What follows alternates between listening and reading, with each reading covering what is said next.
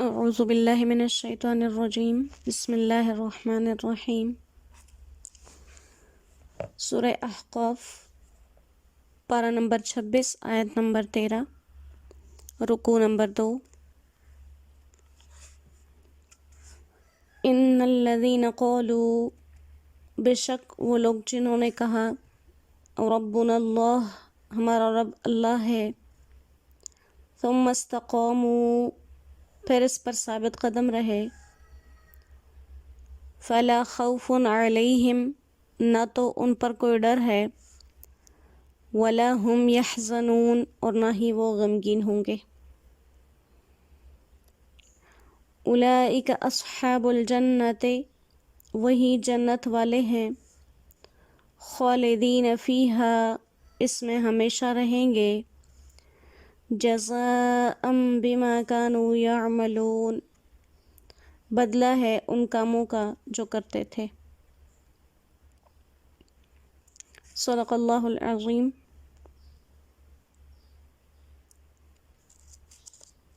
سورہ احقاف میں توحید اور معاد یعنی قیامت سے متعلق گفتگو چل رہی ہے۔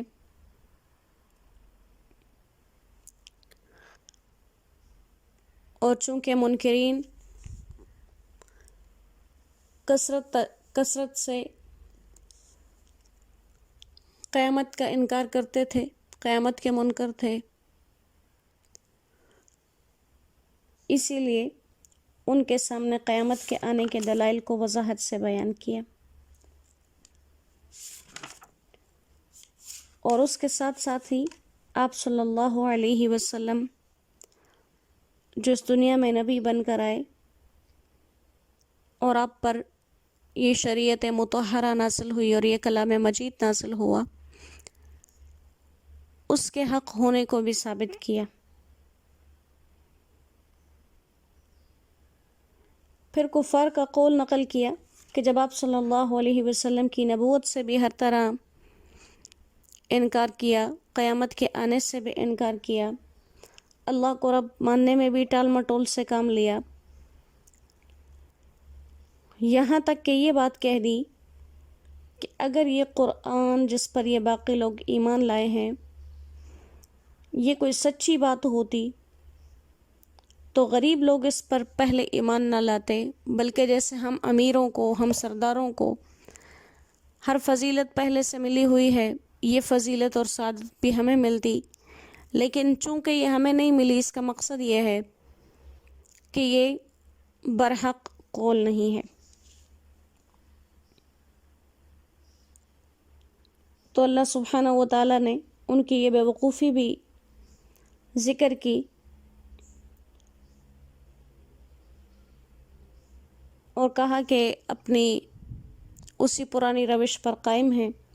کہ بات نہیں سنتے، ورنہ کتابیں تو اس سے پہلے بھی آئیں اور انبیاء اس سے پہلے بھی آئے،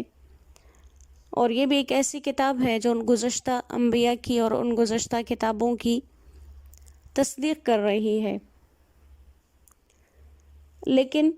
اب اس کتاب کے ذریعے سے، چونکہ اس کتاب کا نام ہی فرقان ہے، حق اور باطل میں فرق کرنے والی کتاب ہے،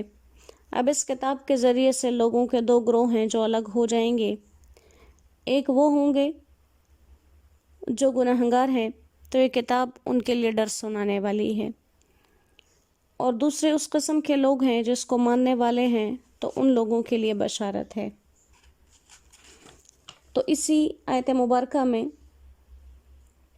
ان الذین قالوا ربنا اللہ ثم استقاموا، مومنین کے لیے ایک بہت بڑی خوشخبری ہے، اور اس کے اندر پورے اسلام اور ایمان اور اعمال صالحہ کو جمع کر دیا کہ وہ لوگ جو کہتے ہیں کہ ہمارا رب اللہ ہے، اب ربنا اللہ کے اندر پورے کا پورا ایمان آ گیا، کیونکہ جو اللہ کو رب مانے گا وہ اس کے نبی کو بھی مانے گا، اس کی کتابوں کو بھی مانے گا، وہ جنت اور جہنم کو بھی مانے گا، وہ مرنے کے بعد دوبارہ زندہ ہونے کو بھی مانے گا۔ تو ربنا اللہ کے اندر پورا ایمان کا تذکرہ کر دیا، اور پھر یوں کہا کہ صرف ربنا اللہ کہہ کر ذمہ داری پوری نہیں ہو گئی، ثم استقاموا، پھر اس پر استقامت اختیار کی اور اسی ایمان پر مرنے تک قائم رہیں، اور جتنے بھی تقاضے ہیں ایمان کے اس پر پورا عمل بھی کیا جائے۔ تو ایسے لوگوں کے ساتھ اللہ سبحانہ و تعالیٰ نے یہ وعدے کیے ہیں کہ نہ تو انہیں آئندہ کے لیے کسی پریشانی اور کسی تکلیف کا خوف ہوگا، اور خوف کا مطلب یا تکلیف کا مطلب یہ نہیں ہے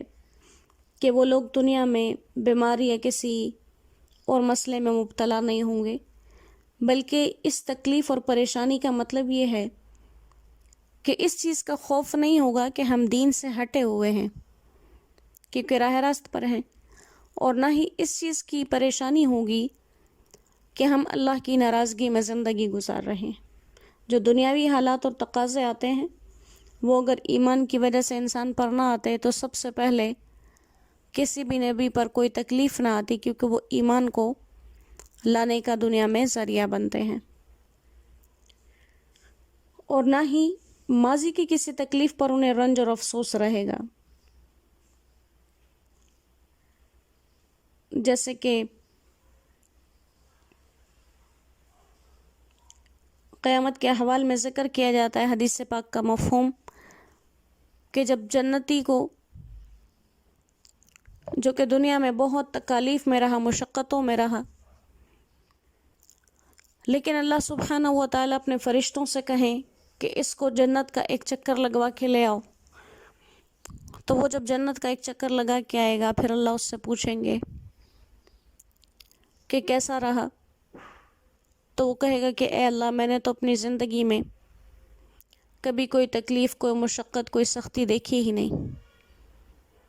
اور اسی طرح وہ لوگ جو دنیا میں اپنی مرضی کی، من مانی کی، عیش پرستی کی زندگی گزارتے رہے اور اسے دین کا نام دیتے رہے کہ دین میں تو یہ نہیں، دین میں تو وہ نہیں، تو ایسے لوگوں کو اللہ جب جہنم کا ایک چکر لگوائیں گے اور پھر ان سے پوچھیں گے تو وہ کہیں گے کہ ہم نے تو اپنی زندگی میں کبھی بھی کوئی بھلائی والا معاملہ نہیں دیکھا۔ تو یہ انسان کی پوری زندگی کے حال اور احوال کا بیان ہے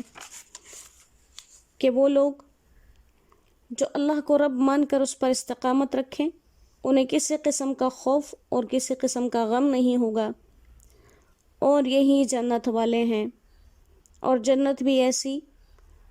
جس کے کھونے کا ڈر نہیں، جس کے نکالے جانے کا ڈر نہیں، جس میں رہتے ہوئے کوئی مشقت، کوئی تکلیف، کوئی پریشانی نہیں، خالدین فیہا، ہمیشہ اس میں رہنا ہے۔ اور یہاں پر اللہ فرما رہے ہیں کہ جزاء بما کانوا یعملون، یہ ان کے اعمال کا بدلہ ہے جو کیا کرتے تھے، اور وہی خاص اسلوب ہے، خاص طریقہ کار ہے کہ جب انہوں نے ایمان کو قبول کیا، اور صرف قبول نہیں کیا بلکہ آخر تک اس پر قائم رہے،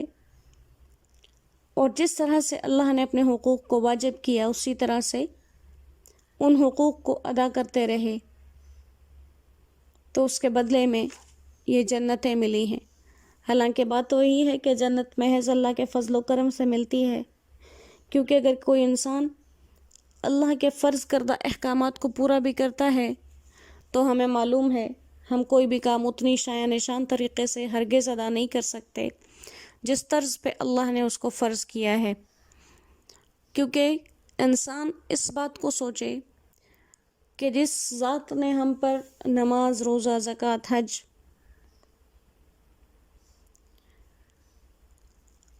یہ تمام چیزیں فرض کی ہیں، اور اس کے علاوہ اور بھی جتنے فرائض ہیں،